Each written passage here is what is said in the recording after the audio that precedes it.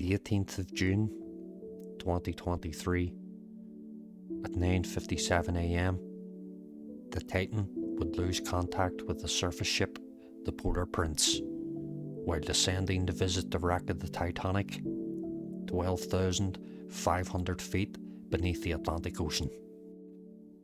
Search and rescue teams were deployed in the hope that the crew were still alive and simply floating somewhere on the surface, running out of air.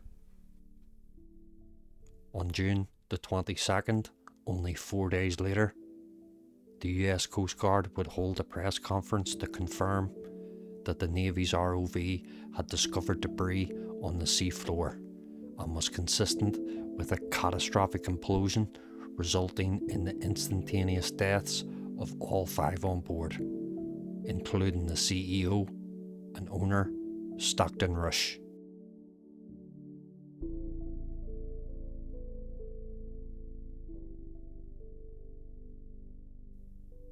As soon as I heard about the OceanGate disaster, and the more I looked into Stockton Rush, the more I could see Dr. Victor Frankenstein.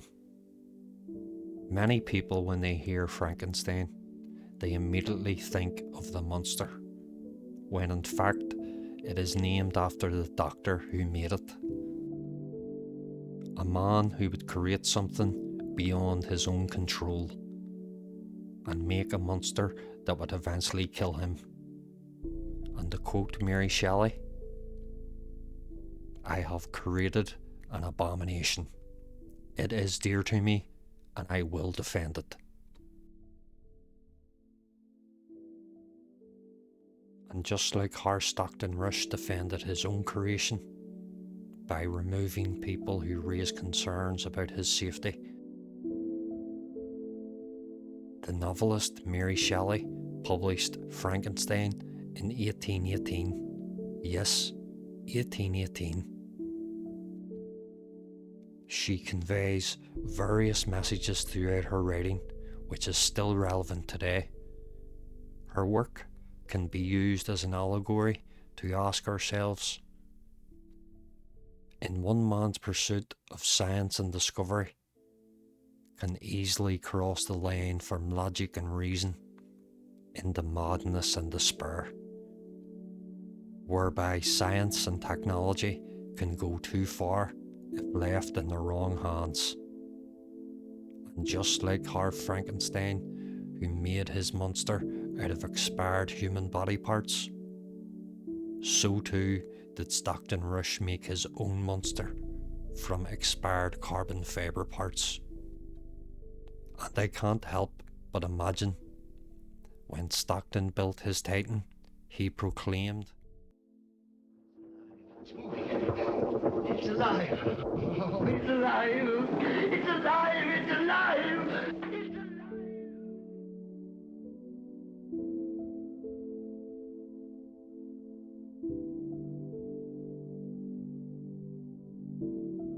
What's even more strange about this story is that in 1898, a book was published called The Wreck of the Titan.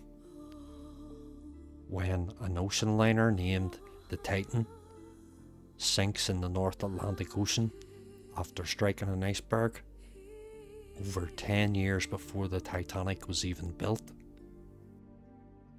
Stockton Rush's wife, his wife, is the great-great-granddaughter of Mr. and Mrs. Strauss, who were actually on board the Titanic during the sinking. And the price of a first-class ticket of the Titanic in 1912 was the same price as the ticket on the Titan in 2023, $250,000. When Robert Ballard discovered the Titanic in 1985, he approached the Navy about his new deep-sea underwater robot craft, the Argo. The Argo was to search for the Titanic, but the Navy was not interested. However, they were interested in finding out what happened to their submarine, the USS Thrasher, which imploded in 1963 in the Atlantic Ocean after exceeding cruise depth, killing 129 crew, and this gave birth to the SubSafe program.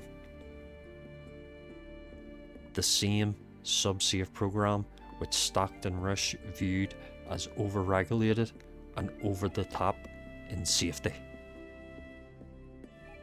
Robert Ballard found the USS Thrasher so quickly that he had time to go looking for the Titanic.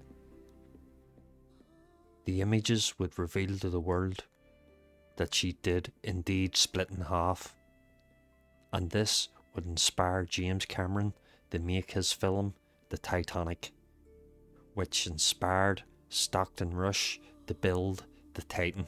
And it really saddens me to know that the families sat down at the table this Christmas, the empty chairs of their loved ones who were sold an epic adventure made of dreams, to visit the most dangerous location on earth made of nightmares. And my thoughts and prayers go out to all the family who were lost, and may this disaster be a light for us in dark places when all other lights go out.